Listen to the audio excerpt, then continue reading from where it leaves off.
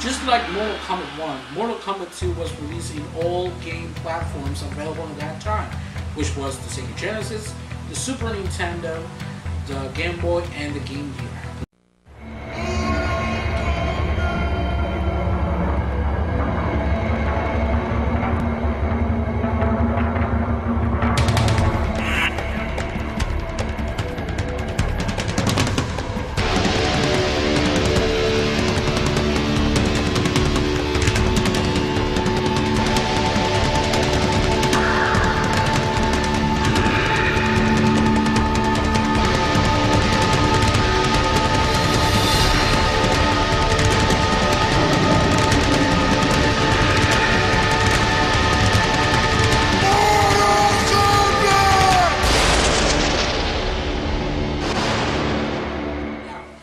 Nintendo actually wised up this time. They actually knew that if they actually washed up the Mortal Kombat 2 game, they were going to lose sales as well, because Mortal Kombat 1 didn't do any good for them.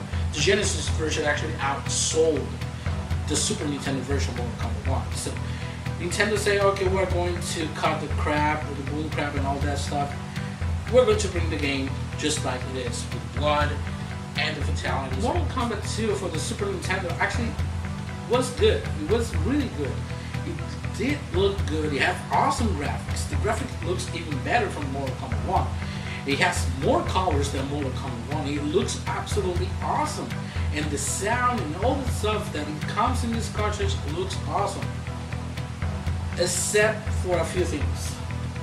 Even though that this game actually finally has the fatalities, has the blood and all that stuff, and it does look awesome, the gameplay sucks. It really does suck. It has a lot of slowdowns. It doesn't froze like the first game, but it has a lot of slowdowns. And the AI, even though that you can actually put the AI really easy, it would be so hard to play against them. And most of the time you were trying to use your special moves on the characters, they would block it almost 98% of the time. It was really hard to play on the Super Nintendo version. The Super Nintendo version actually did have a lot of glitches. They have awful glitches. Another example of glitches on this game, once again, we were playing against Scorpion. I was playing with my best friend, and we were going against the arcade.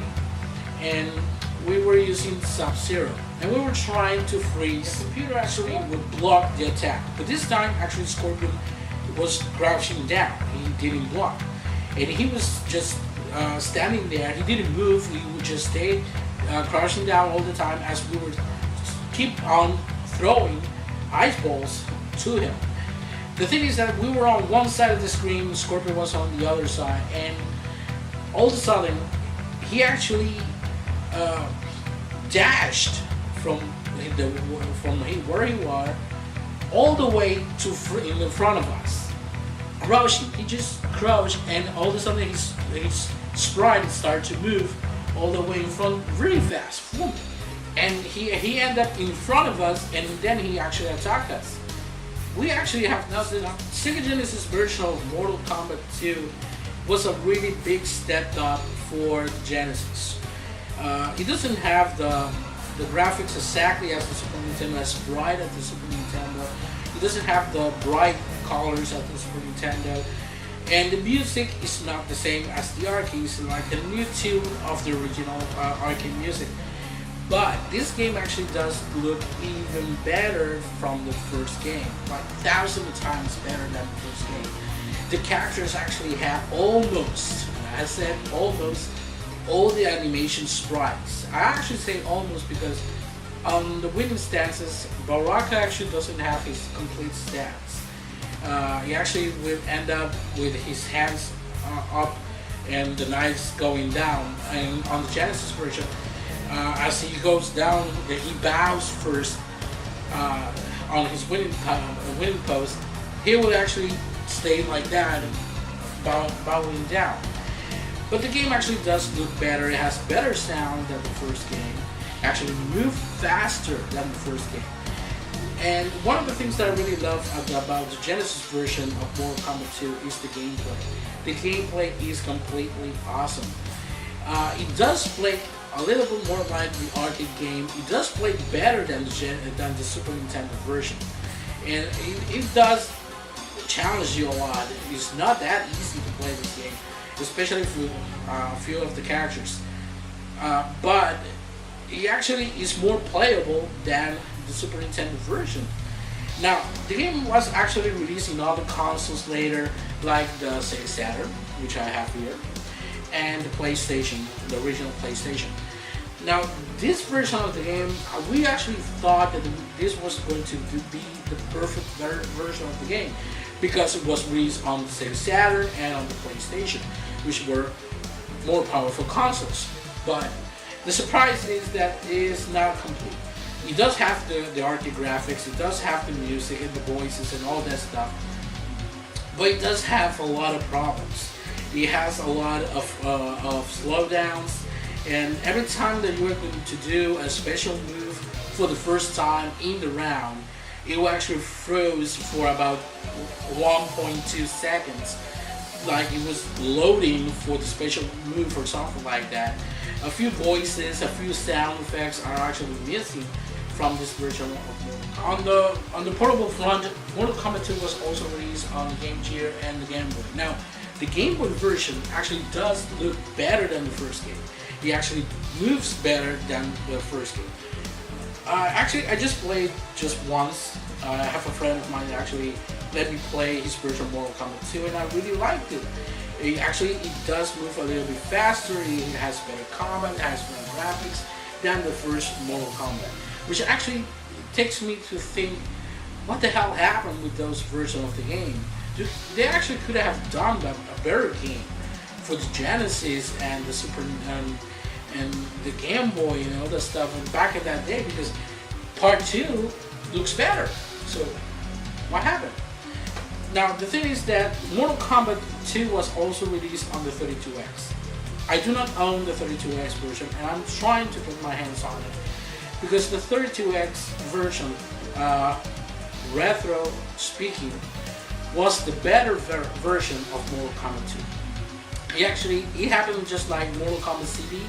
It has all the graphics and all the stuff from Mortal Kombat 2 on the Genesis, but it actually includes all the voices and the sound effects that were missing from the Genesis version. It actually is a little bit more complete. And I really love the 32X version. I actually played a few times back, and I really love the 32X version. Actually, I love it even more than the Saturn version and the PlayStation version. Into my favorite Mortal Kombat game of all, which is Mortal Kombat 3. I have to tell you, I love this game. I really loved it. Many things about this game actually made it so unique. There's a lot of people that actually dish out Mortal Kombat 3 because of the combo system and all that stuff, but I really loved it.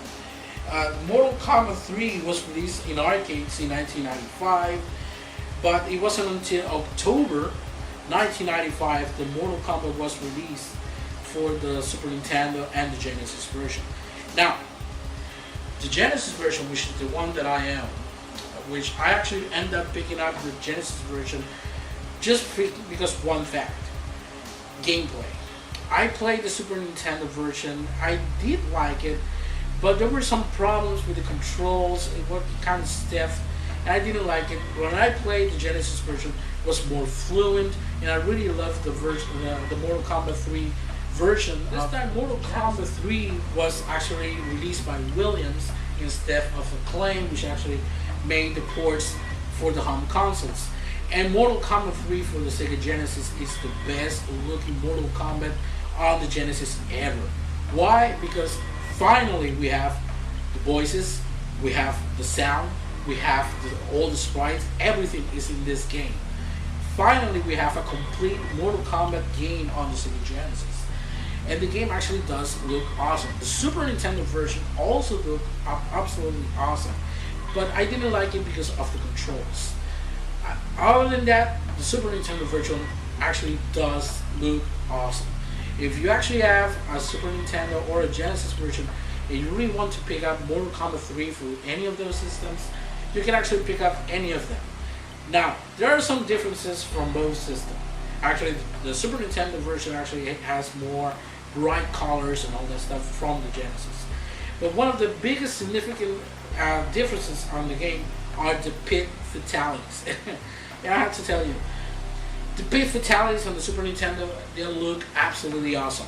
On the Genesis, it doesn't look that good. Why? Because there's a pit fatality on the clock tower stage, in which you actually do an uppercut, you do the move, and your character uppercut your opponent, and he starts to go down floor by floor until he actually reached the end of the clock tower, and there's a bunch of spikes, like swords, going up, and you actually fall down into those spikes. Now, the spikes on the Super Nintendo actually does look like the arcade. I don't remember the name of the stage, but it's the one with the bridge. And when you actually do the stage fatality, you actually do the uppercut, and your opponent will go down into these three wheels. These three wheels with blades. And the Super Nintendo version actually does look like the arcade, very big. But on the Sega Genesis version, the spikes on the clock tower are like this big, or something like that. Really small. It actually looks like the spikes on one of Chan's songs, Mortal Kombat 3, as you know, went into a revision just like Street Fighter 2 had. Mortal Kombat 3 came to be Ultimate Mortal Kombat 3. Now, actually, we love Ultimate Mortal Kombat 3 in the arcades and all this stuff by bringing old classics like Scorpion and all that stuff and new characters into the game, and actually did look good. When the game was released on the Super Nintendo and the Sega Genesis version, it actually came to be a very different version. I owned the Ultimate Mortal Kombat 3 for the Sega Genesis, and what they did is actually they included into this version of Ultimate Mortal Kombat 3 aspects from the game Mortal Kombat Trilogy, which is a second revision of Mortal Kombat 3, in which they actually include all the characters since Mortal Kombat 1 all the way to 3, with a few new characters and a new different stuff in it. Now, on this version of Ultimate Mortal Kombat 3 on the Genesis and Super Nintendo, they actually included aspects from the game Mortal Kombat Trilogy, just like the brutalities. The brutalities are available in this game.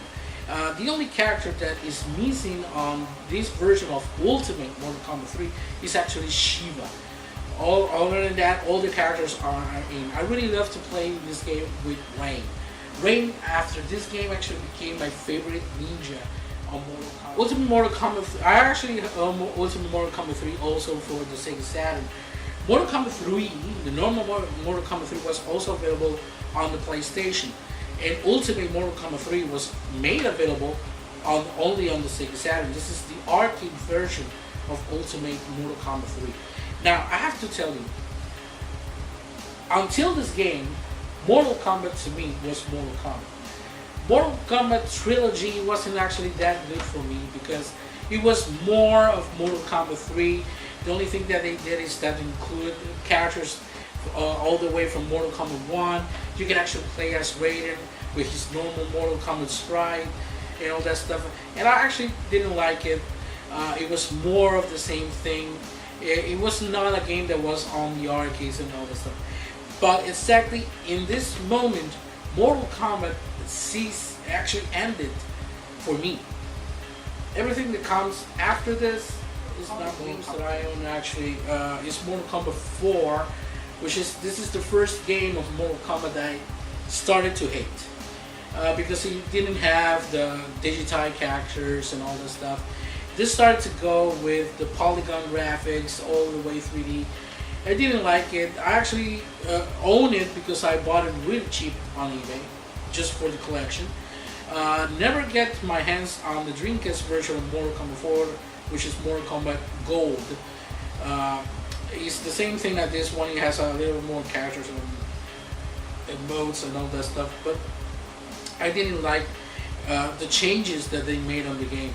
I still say that graphically this game looks awful. I didn't like it.